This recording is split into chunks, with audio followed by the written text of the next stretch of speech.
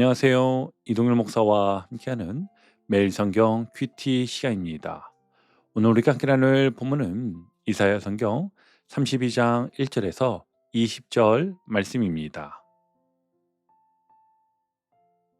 여러분, 좋은 지도자는 어떤 사람일까요? 말을 잘하는 사람일까요?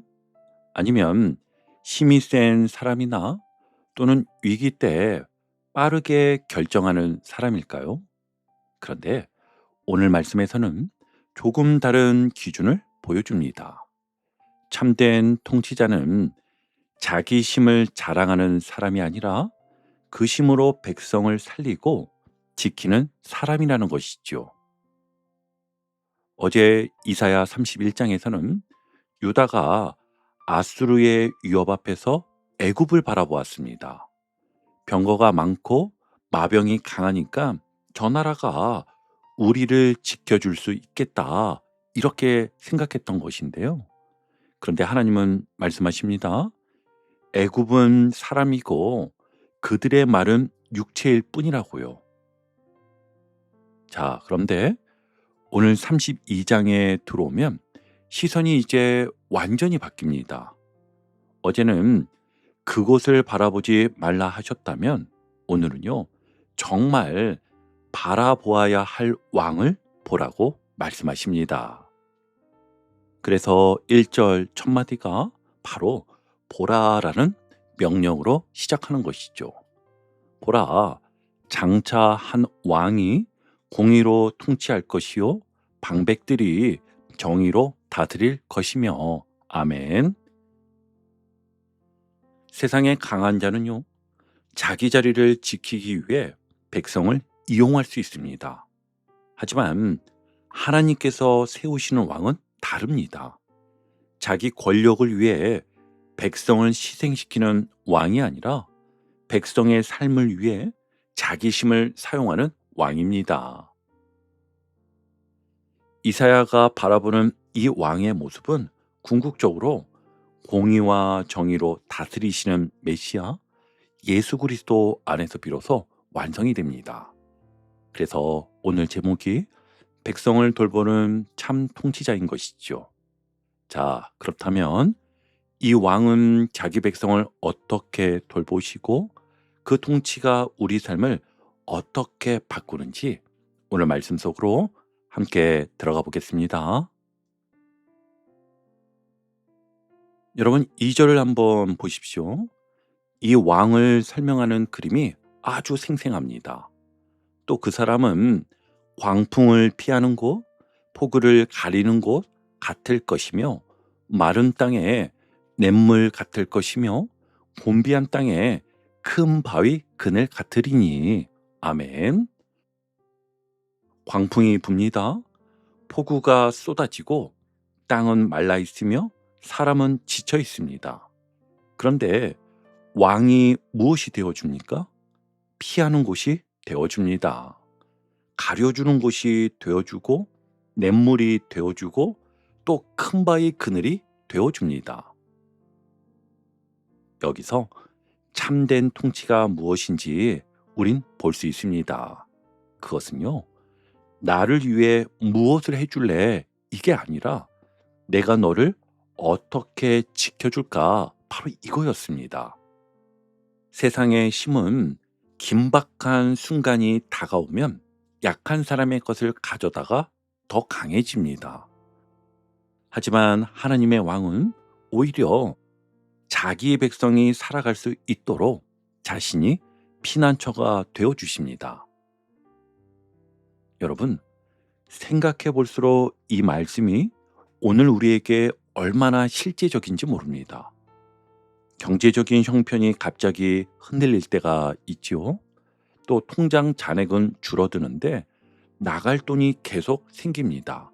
그럴 때 마음에 광풍이 붑니다. 가족이 아프다는 말을 들으면 어떻습니까? 검사 결과를 기다리는 며칠이 정말 몇 달처럼 느껴집니다. 내가 대신 아파줄 수도 없고 아무리 검색해도 마음은 더 불안해질 때가 있습니다. 그리고 청년들은요, 또 다른 광풍을 만납니다. 취업이 늦어지고 친구들은 하나둘 자리를 잡는 것 같은데 나만 멈춰 있는 것처럼 느껴질 때가 분명 있잖아요. 그런데 오늘 말씀은 그런 우리에게 믿으면 광풍이 아예 오지 않는다고 그렇게 말하지 않습니다. 오히려 더 실제적이고 더 따뜻한 약속을 줍니다.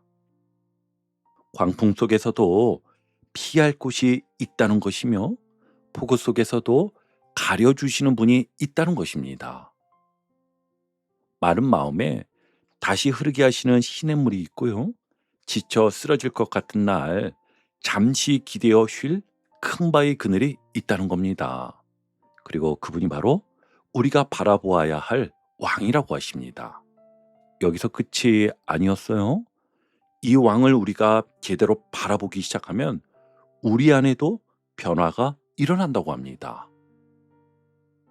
어떤 변화가요? 3절과 4절을 보시면은요. 그때부터 눈이 열린다고 합니다. 또 귀가 열리고 조급한 마음이 깨닫기 시작하며 어눌한 혀가 말을 분명히 하게 됩니다. 여러분 이게 참 흥미롭지 않습니까? 왕이 바뀌었더니요. 백성의 눈과 귀 그리고 마음과 말이 바뀐다는 겁니다. 그럼 어떻게 이런 일이 생기는 걸까요?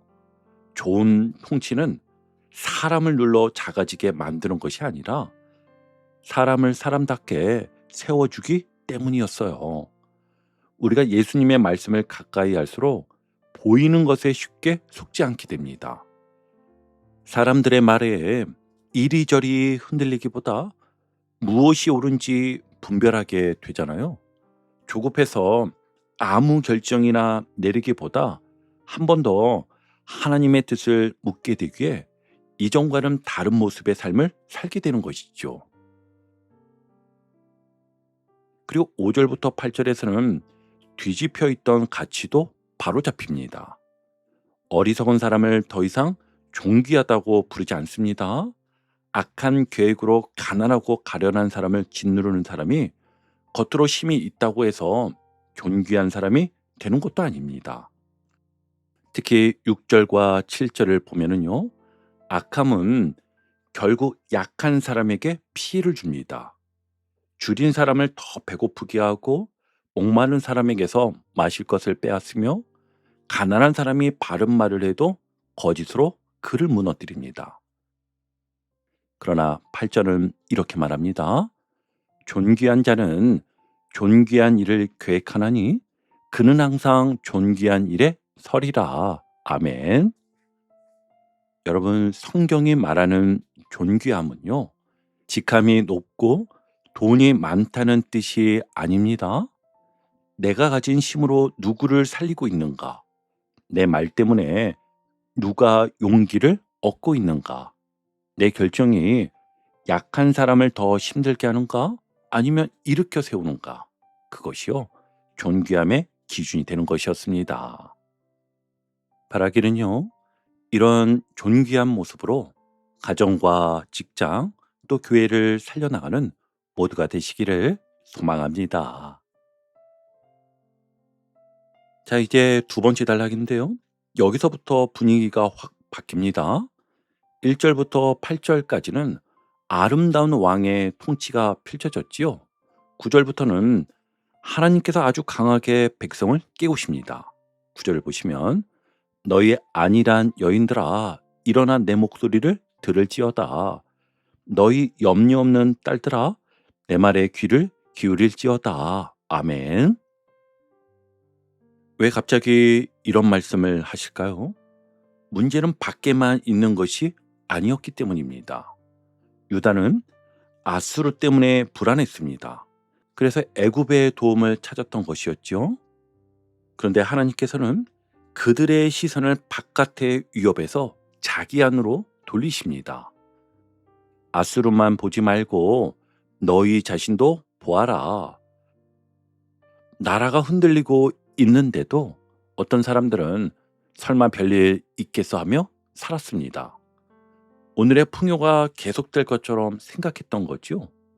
포도 수확도, 열매도, 또 즐거운 집도 당연히 내일 그대로 있을 것처럼 여겼습니다. 여러분, 그래서 여기서 꼭 구분해야 할 것이 있습니다. 아니라면요, 평안과 다릅니다.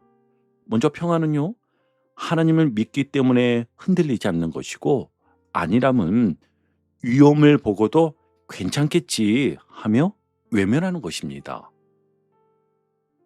우리도 그렇습니다. 같이 한번 이를 생각해 보면 건강 검진에서 계속 경고를 받으면서도 아직 괜찮겠지 이렇게 할 수 있습니다. 부부 사이에 대화가 사라지고 있는데도 원래 다 이렇게 사는 거지 라고 말할 수 있습니다. 기도가 끊어지고 말씀을 멀리한 지 오래됐는데도 주일 예배를 드리니까 내 신앙은 괜찮아 이렇게 생각할 수도 있습니다. 하나님은요, 오늘 그 안일함을 깨우십니다. 왜요? 겁주려는 게 아닙니다. 살리려고 깨우시는 것입니다. 그래서 10절부터 14절에는 그들이 당연하게 여기던 풍요가 사라지고 좋은 밭과 포도나무를 두고 가슴을 치며 실학의 성읍이 적막해지는 장면이 나옵니다. 그런데 여기서 오늘 본문의 가장 큰 반전이 등장합니다. 14절까지 읽으면 모든 것이 끝난 것 같잖아요. 궁전도 패하고 성읍도 적막해지고 가시와 찔레만 남습니다. 그런데 15절 첫 마디가 무엇입니까? 마침내입니다. 희망이 주어지는 말씀인데요. 사람의 방법이 끝나고 자랑하던 것이 무너지고 광야만 남은 것 같은 그 자리에서 하나님께서 새로운 일을 시작하십니다. 15절입니다. 마침내 위에서부터 영을 우리에게 부어주시리니 광야가 아름다운 밭이 되며 아름다운 밭을 숲으로 여기게 되리라. 아멘. 여러분, 하나님은 광야를 보시면서 이제 끝났다라고 말씀하지 않으십니다. 성령을 부으시면 광야도 아름다운 밭이 될 수 있다고 말씀하십니다. 여러분, 이게 복음의 소망입니다. 우린 자꾸 환경부터 바뀌어야 살 것 같다고 생각하는 경향이 굉장히 큽니다. 돈이 좀 생겨야, 몸이 좀 나아야, 그 사람이 먼저 변해야, 취업이 되어야 내 마음이 평안할 것 같습니다. 그런데 하나님은 더 깊은 곳에서부터 시작하십니다. 위에서부터 영을 부어주십니다. 사람의 중심을 새롭게 하시고 그 새로워진 사람을 통해 삶의 자리를 바꾸어 가십니다. 그리고 성령이 임한 자리에는 정의와 공의가 다시 자리 잡습니다. 17절을 함께 보시면 공의의 열매는 화평이요 공의의 결과는 영원한 평안과 안전이라. 아멘. 여기 아주 중요한 순서가 있는데요. 화평을 만들겠다고 정의를 포기하지 않습니다. 평안을 지키겠다고 잘못을 덮어버리지 않습니다. 먼저 공의가 세워집니다. 그리고 그 공의의 열매로 화평이 온다고 합니다. 회사에서도 그렇지요. 불편한 문제를 덮는다고 조직이 평안해지는 것이 아니죠. 가정에서도 마찬가지입니다. 서로 상처 준 일을 없는 것처럼 넘어간다고 화목해지는 것은 아닙니다. 진실하게 인정하고 잘못한 사람이 사과하고 서로의 이야기를 제대로 듣고 바른 관계가 세워질 때 비로소 평안이 옵니다. 하나님께서 주시는 평안은요, 아무 일도 없는 척하는 평안이 아니라 바른 것이 바르게 세워진 뒤에 오는 평안인 것입니다. 그래서 18절에서는 하나님의 백성이 화평한 집과 안전한 거처와 조용히 쉬는 곳에 있게 된다고 말씀합니다. 여러분, 이 말씀을 한번 느껴보시기 바랍니다. 얼마나 따뜻한 장면입니까? 하루 종일 밖에서 버티고 집에 돌아왔을 때 마음 놓고 쉴 수 있는 집, 병원과 집을 오가며 지친 가족이 잠깐이라도 안심하고 숨을 고를 수 있는 자리, 세상에서 상처받은 청년이 그래도 나는 혼자가 아니구나 하고 마음을 놓을 수 있는 곳. 하나님의 통치는 결국 자기 백성을 이런 자리로 이끌어 가십니다. 그리고 마지막 20절에서는요, 이렇게 마칩니다. 모든 물가에 씨를 뿌리고 소와 나귀를 그리로 모는 너희는 복이 있느니라. 아멘. 이제 백성은 가만히 주저앉아 있지 않습니다. 물을 주신 하나님을 믿고 다시 씨를 뿌립니다. 회복을 믿기 때문에 오늘 해야 할 일을 하는 것이었습니다. 그렇다면 오늘 우리는 이 말씀을 붙들고 어떻게 살아야 할까요? 세 가지로 한번 정리해 봤습니다. 제일 먼저는요, 힘든 일이 생길수록 누가 제일 강한가 보다 누가 나의 참 피난처인가를 먼저 확인하십시오.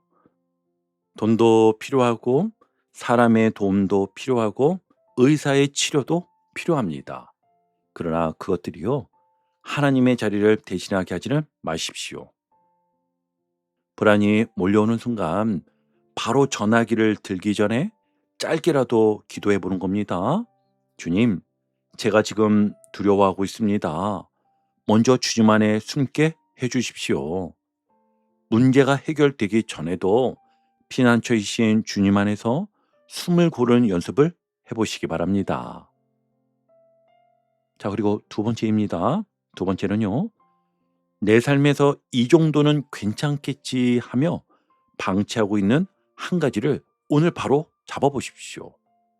끊긴 기도일 수도 있고 미뤄둔 사과일 수도 있습니다. 무너진 생활 습관일 수도 있고 계속 외면해온 관계 문제일 수도 있습니다. 상황만 불안해하지 말고 내가 하나님 앞에서 바꾸어야 할 것을 하나 정해서 움직이는 겁니다. 안일함에서 깨어나는 것이 회복의 시작이었음을 우리 꼭 기억하기 바랍니다. 자, 마지막 세 번째입니다. 세 번째는요, 광야 같은 자리에서도 오늘의 씨앗을 뿌리십시오. 몸이 아프다고 인생 전체가 멈춘 것은 아니었어요. 또 경제적으로 어렵다고 모든 가능성이 끝난 것도 아닙니다. 취업이 늦었다고 청년의 가치가 줄어든 것도 아닙니다. 가족의 병원으로 지쳤다고 하나님께서 그 가정을 놓으신 것도 아닙니다. 오늘 할 수 있는 작은 씨앗을 뿌려보십시오. 한 통의 전화, 한 번의 사과, 한 줄의 말씀 묵상, 한 번의 기도, 작은 치료와 재활의 순종, 오늘 해야 할 일 하나를 성실하게 해내는 것, 성령께서 광야를 아름다운 밭으로 바꾸실 것을 믿고 오늘의 씨앗을 뿌리는 것입니다. 여러분, 오늘 이사야 32장은 우리에게 참된 왕이 누구신지를 보여주었습니다. 참된 왕은요, 백성을 이용하는 것이 아니라 백성을 돌봅니다. 광풍 속에 피난처가 되어주시고 마른 땅에 냇물이 되어주시며 곤비한 인생에 큰 바위 그늘이 되어주십니다. 그리고 우리의 안일함을 깨우시고 마침내 성령을 부어 광야를 아름다운 밭으로 바꾸십니다. 그러므로 오늘 하루 세상에 강한 것만 바라보지 마십시오. 나를 살리기 위해 자기심을 사용하시는 참된 왕 예수 그리스도를 바라보시기 바랍니다. 지금 내 삶이 광야처럼 보여도 그 광야가 마지막 모습이 아닙니다. 오늘 그 왕의 다스림 안에서 마음에는 화평을, 삶에는 안전을, 그리고 다시 씨를 뿌릴 용기를 얻는 복된 하루가 되시기를 주님의 이름으로 축복합니다. 아멘.